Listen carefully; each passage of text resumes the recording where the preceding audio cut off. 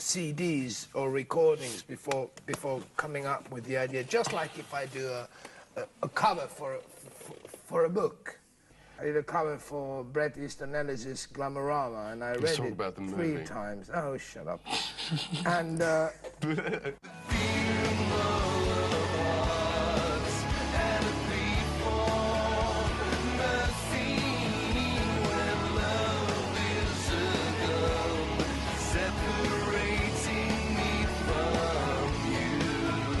most of the Finnish directors want to, you know, do stuff that looks American, but they don't have the money for it.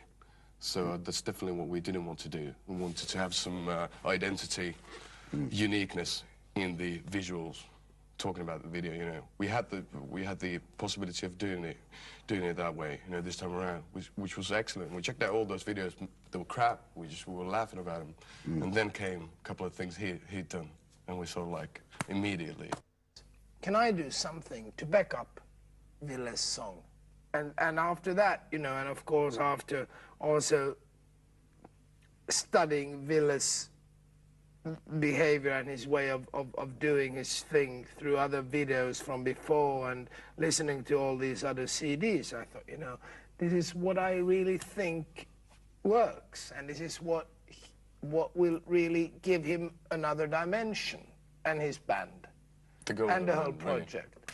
I mean, you've got men dressed in gold, you've got witches, was it angels, a devil, you've got wolves, a dog, horses, children. What's going on? I don't have a clue. I don't have a clue.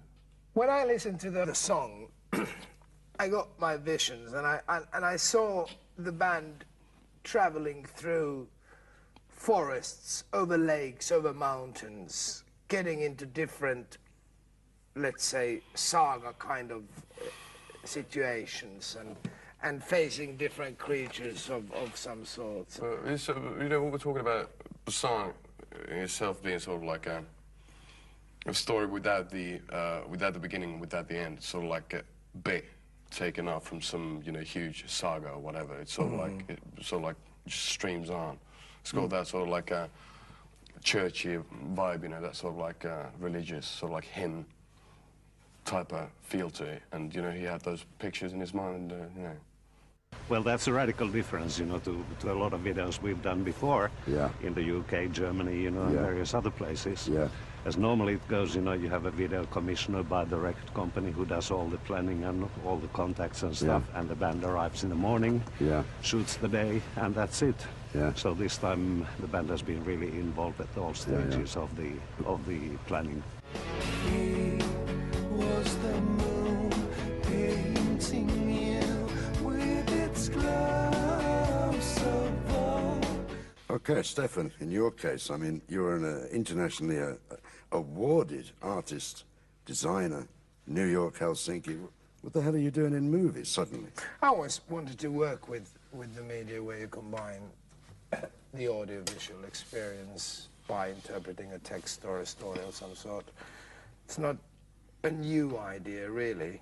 It's been about, as I understand, about a year since you first started making films. Yeah, correct. Yeah, and you're now director at Crea Filmi, and I believe you started working on a project with Great Guns in London. Well, I believe more than so. I'm actually a director at Great Guns in London, yes. But,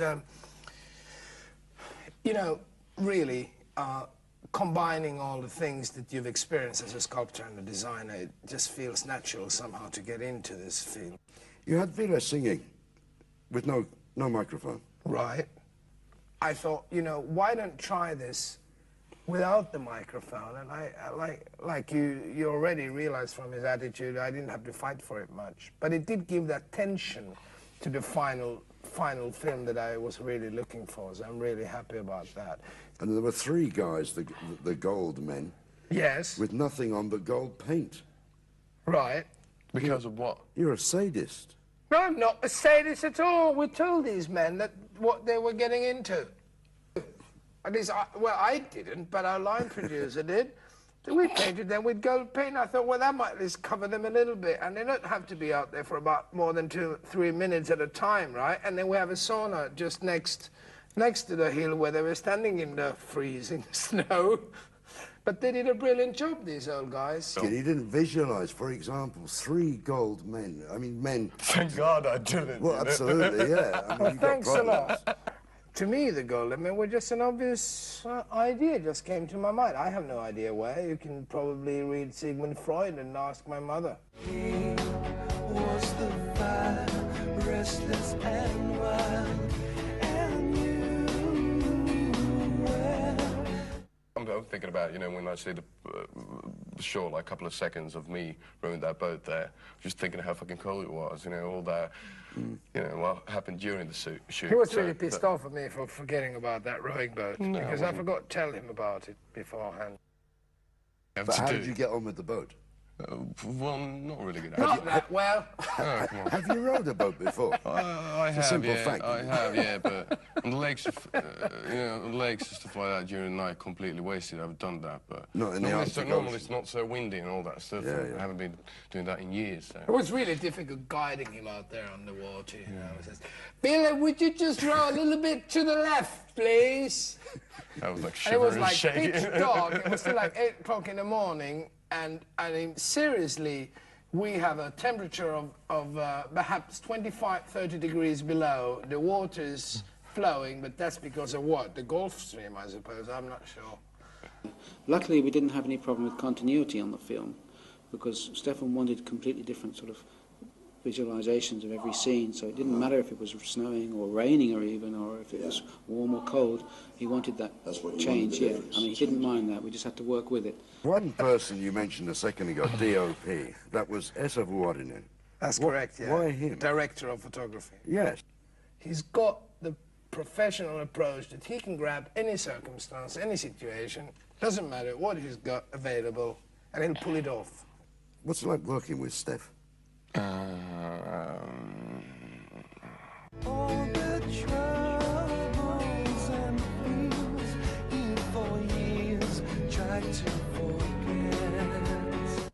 I was confident because the band was confident and the director was confident. So I thought all the small pieces will come together. And I think it was good that it was different than the rest of the music videos that we see. Last night, silver light, dreaming words and a question why. Ville had to run in minus 41 degrees without any gloves for about 2 minutes. The cameras didn't really work. I mean, that's a situation we were in, and I put all the members of the band on horses without saddles, for example. Amazingly, though, the band pulled it off. They did it. They rode the horses. They went through the whole thing.